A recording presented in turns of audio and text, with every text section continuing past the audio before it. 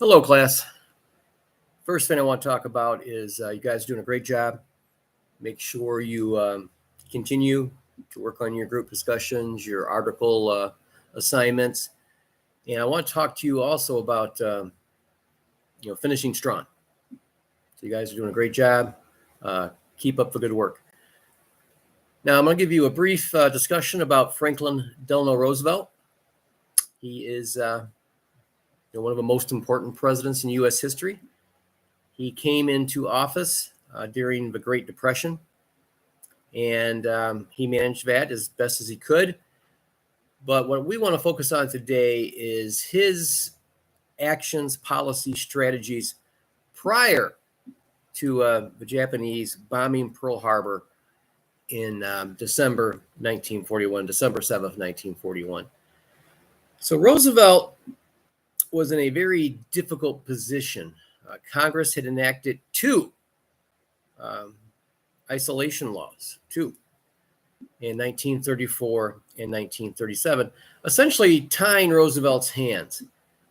And he realized early on that Germany was the aggressor. Japan was also causing a lot of trouble in Asia, destroying the Chinese by the millions. So what can he do?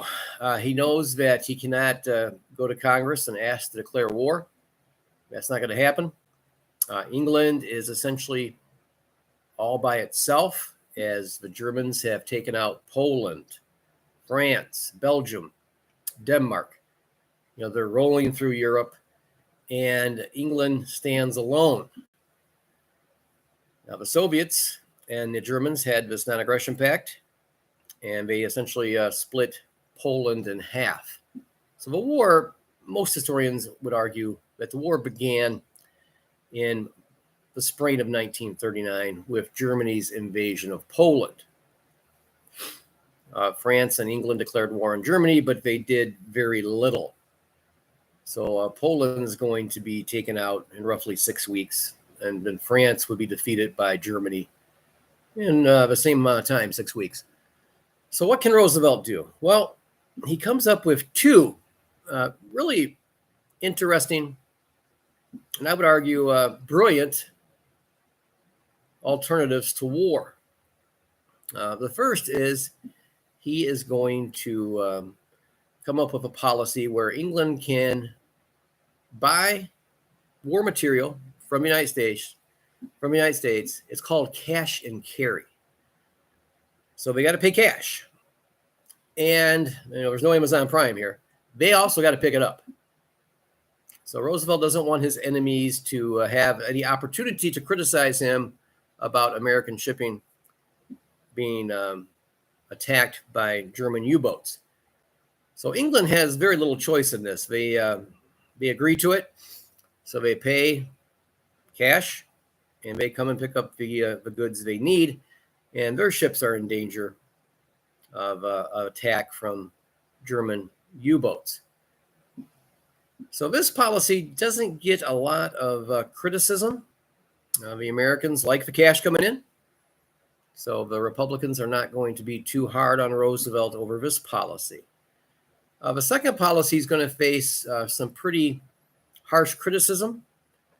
And the second maneuver that Roosevelt makes is called Lend-Lease. So he is going to loan England war material, whether it be trucks, arms, ships. And when you're done fighting Germany, just return these items to us. Lend-Lease. Wow. Republicans rightfully understand this is not a good move. These goods are going to be worthless after fighting the Germans for however long, 4, 5, 10, 20, 30 years. Who knows how long this war is going to last? So Lend-Lease is really giving it away. But Roosevelt argues back, if your neighbor's house was on fire, would you not lend your hose to help him put it out? Well, that's the argument Roosevelt put forth. Doesn't really fit Taft from Ohio, a Republican, says, no, Roosevelt, that's not what this is. This is like I give you a piece of chewing gum, you chew it for 10 minutes, and you want to give it back to me. I don't want it now. That's what Lend-Lease really was. But the American people are going to support Roosevelt. By this time, it's very clear that Adolf Hitler and the Germans are conducting a rather brutal war. They are hitting civilian targets. They are bombing the city of London. And so Roosevelt has a lot more support than he had in the beginning. So Lend-Lease is going to work. Now, the Americans just didn't get nothing out of this. They received 250 bases that were formerly England's. They're going to turn them over to the United States after the war.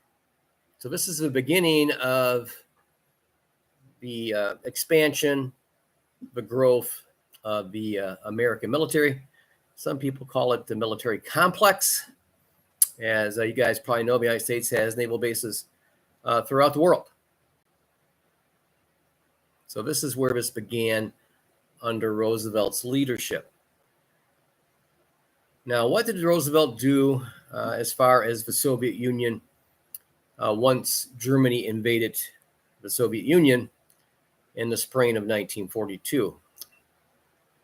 Correction, spring of 1941.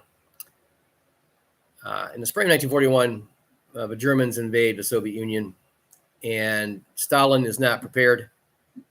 The Soviet military is not prepared, and Roosevelt steps up and essentially gives them everything they need. And it will be delivered by the Americans. So Roosevelt was very active before the United States entered the war on December 7th, 1941, with England and with the Soviet Union. The United States had by far the greatest capacity to produce. The economy was booming once the war started. World War II really brains the United States and the world out of the Great Depression. So I want you to think about these strategies of Roosevelt: cash and carry, lend and lease, and a very generous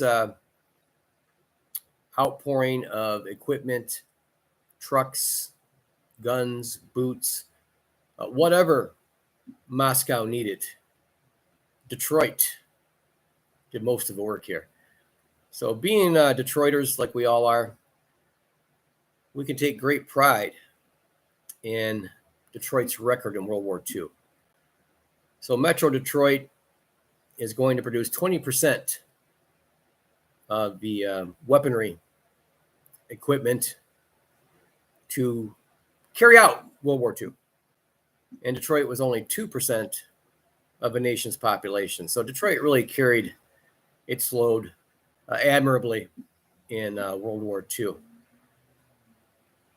All right, so that's the end of our brief discussion on Roosevelt and how he was able to manage helping out his future allies, England and the Soviet Union. So guys, keep up the good work. Finish this strong, and I'll talk to you soon.